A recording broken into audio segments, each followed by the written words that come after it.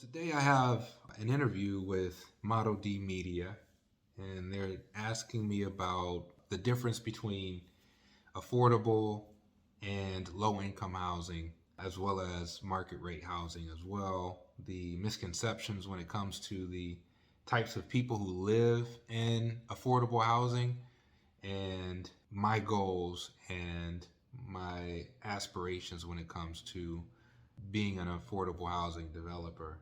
And anytime a reputable news outlet reaches out to me, taking advantage of that exposure.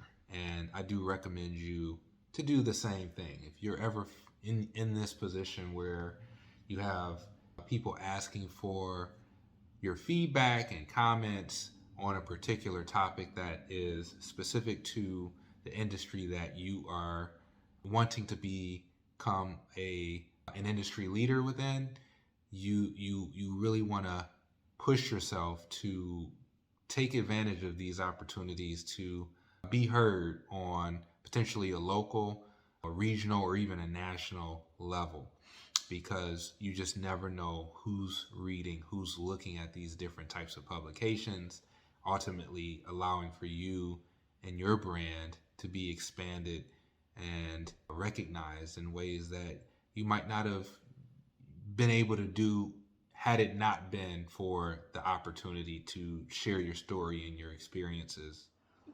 This is Eddie. Hi, Eddie. It's Patrick Dunn. How are you? Good. What about yourself? Good. Is this still a good time for you to talk? Yeah. Great. So this is for a series of stories in Model D about housing in Detroit.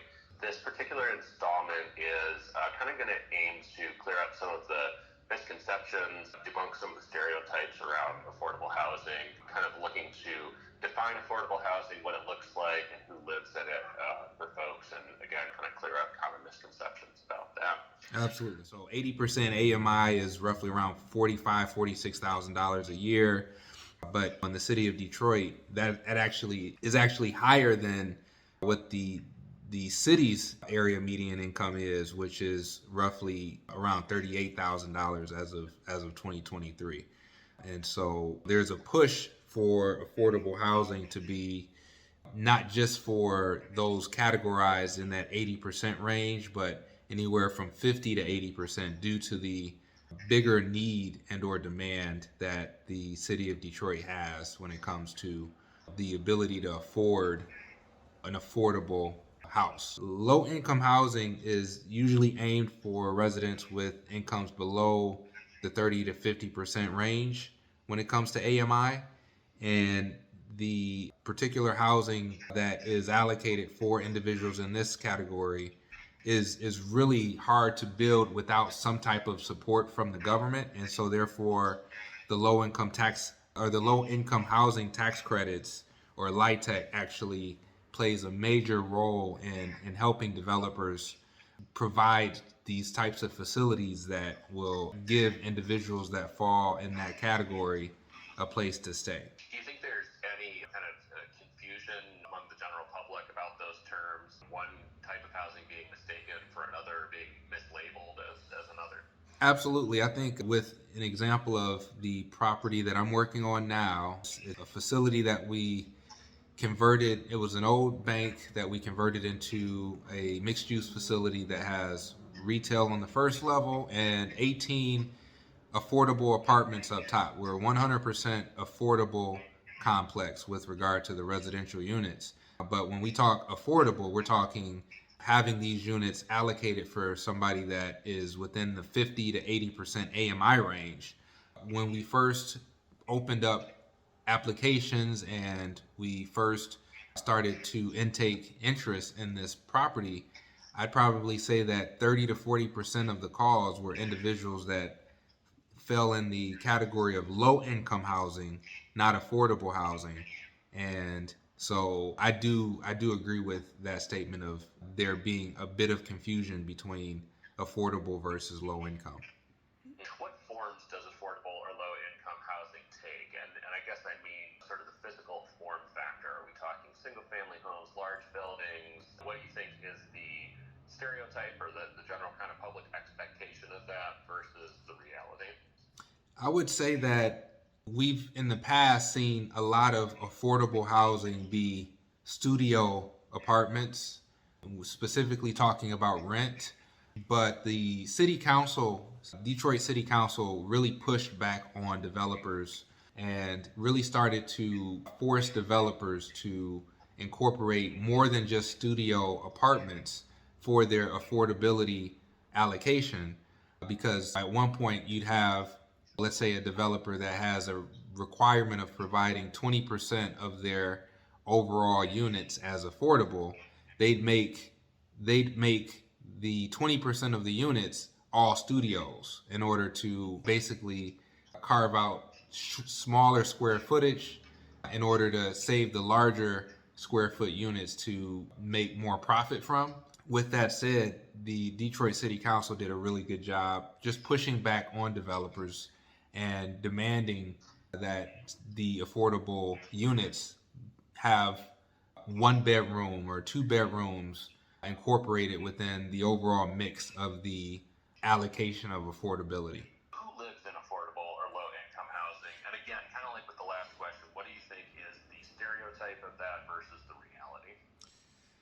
It's interesting because I think a lot of people assume affordable housing is typically only for those who may not have stable employment. However, there are a lot of teachers, healthcare workers, public service employees that actually rely on affordable housing. And so I really am surprised at how people look at individuals who fall within the category of affordable housing as somebody who doesn't have a full-time career, whereas there are plenty of professions and plenty of city residents that are stable that fall within this category of affordability.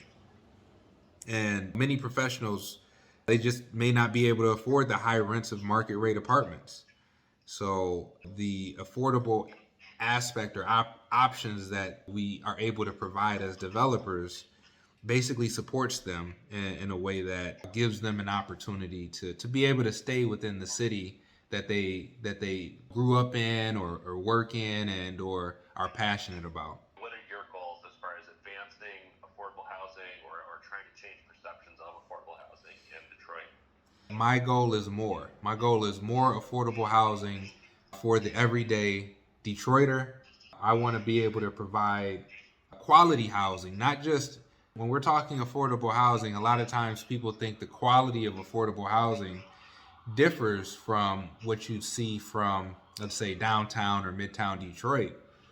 But I want to be able to provide top shelf finishes with regard to the units that I provide and or allocate for affordable tenants in order for them to make sure that they realize that they're not different from anybody else. And in order to do so, the need to have things like public-private partnerships and tax incentives and things of that nature have to be in place and or have to be available for developers such as myself, because for whatever reason, a lot of people hear the word developer and they think that we're rich. But the fact of the matter is, when we're talking about being a developer that focuses on impact as opposed to personal income and riches, we don't find ourselves laughing ourselves to the bank in most cases. This project that I'm working on in the ribbon, which we had our ribbon cutting just recently, it took us roughly 4.5 years from the idea phase to the completion phase. And due to me not having access to a ton of equity to bring to the table, I had to roll a majority of my developer fee into the project in order to make it happen. And so if I were to calculate how much I made off of this project from 2020 to 2024, it's less than $50,000, right? For 4 years of work in order to get to this point. And so my goal is to hopefully have this property appreciate over time, and maybe I can benefit from the appreciation in 10 plus years, right? But this is truly a labor of love when we're talking about urban infill and affordable development within the neighborhoods of the city of Detroit to a point where I want people to understand that, hey, look, I still drive a 30-year-old pickup truck. I can't afford a new vehicle as of right now, and I'm sitting in an $8.2 million development that we were able to successfully complete for the East English Village community. But at the end of the day, once again, I'm not a rich guy by any means. We're doing this out of passion, the sheer desire of us wanting to provide an impact to the communities that we love. Why is this so important to you when you could be doing something probably more profitable and also easier? Yeah, that's a great question. I mean, technically, I made more money when I was focusing on single family fix and flips and rental properties. I was able to churn those a lot quicker than this project that we're talking about now. But at the end of the day, the goal is to grow and to expand and to level up basically. And so maybe there's an opportunity in the future that I'm able to do a larger development and I am in turn able to profit more than I did with this property, that the right deal comes along that allows for me to be able to make a little bit more than what I made on this property. But that's still not necessarily the driver here. My focus is really to provide housing and to create impactful developments that really have an opportunity to jumpstart communities in ways that the city of Detroit hasn't seen in 30 plus years. Why did I become a developer? At one point, I thought it was the easiest path with regard to real estate to get to a plethora of money, right? A large lump sum of cash in the bank account.